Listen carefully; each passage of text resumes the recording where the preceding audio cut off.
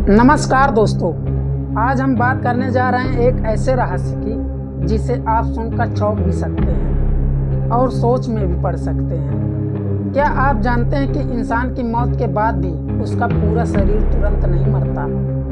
क्या यह सच है कि मृत्यु के बाद भी कुछ अंग या कोशिकाएं जीवित रहती हैं? क्या ब्रेन, दिल, त्वचा या नाखून कुछ समय तक काम करते रहते हैं?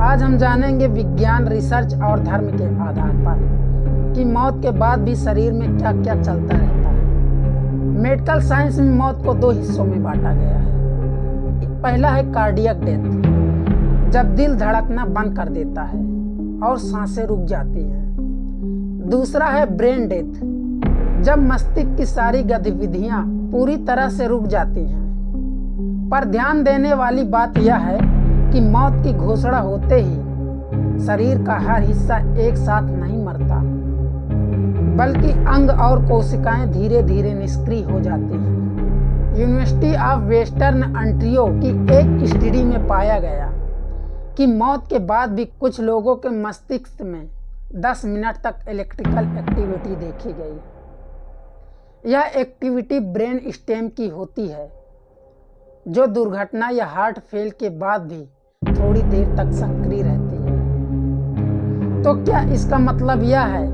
कि मौत के बाद भी व्यक्ति सोचता है या उसे अपने जीवन की कोई झलक दिखती है? इसमें विज्ञान पूरी तरह से स्पष्ट नहीं है, लेकिन कुछ संकेत जरूर देता है। एक आम धारणा है कि मरने के बाद बाल या नाखून बढ़ते हैं। असल में ऐसा नहीं होता है।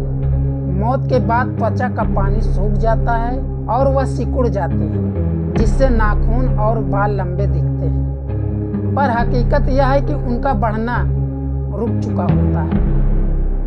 त्वचा की कोशिकाएं मौत के 12 से 24 घंटे तक जीवित रह सकती हैं। इसलिए अंगदान के लिए त्वचा को सीमित समय तक उपयोग किया जा सकता है। यूनिवर्सिटी ऑफ वाशिंगटन की एक स्टडी के अनुसार कुछ जीन मौत के बाद सक्रिय हो जाते हैं। इसे पोस्टमार्टम जीन एक्सप्रेस कहा जाता है। इनमें शामिल होते हैं stress response gene, healing gene, embryonic development gene. ये जीन शरीर को हीलिंग मूड में ले जाने की कोशिश करते हैं। यह प्रक्रिया 12 से 48 घंटे तक चल सकती है। अब बात करते हैं शरीर के अंदर बैक्टीरिया की, जो जीवन में भोजन को पचाते हैं। वही मृत्यु के बाद शरीर को पचाना शुरू कर देते हैं। इसे ऑटोलाइसिस या पिट्रीफिक्शन कहा जाता है। ऑटोलाइसिस शरीर की कोशिकाएं अपने एंजाइम से खुद को तोड़ती हैं। पिट्रीफिक्शन में बैक्टीरिया गैस बनाते हैं, जिससे शरीर फूलता है। यह प्रक्रिया कई दिनों तक चलती है और शरीर धीरे धीरे गलने लगता है।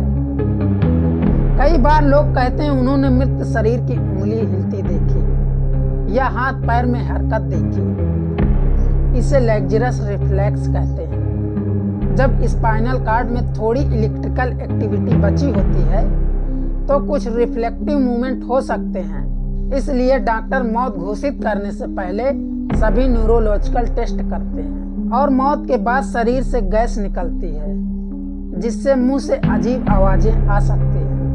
कभी कभी ये आवाजें कहर जैसी होती हैं। लोग इसे आत्मा की आवाज मान लेते हैं, जबकि यह केवल एक प्राकृतिक प्रक्रिया होती है। अब जानते हैं कि कौन कौन से अंग कितने समय तक उपयोग में लाए जा सकते हैं। आंखें लगभग 6 घंटे, दिल और लीवर 4 से 6 घंटे, किडनी 24 घंटे तक। इसलिए डॉक्टर मृत्यु के तुरंत बाद अंगदान की प्रक्रिया शुरू कर देते हैं और आप मरने के बाद भी किसी को जीवन दे सकते हैं। भारत में अब अंगदान को लेकर जागरूकता बढ़ रही है। क्या आपने कभी अंगदान का संकल्प लिया है?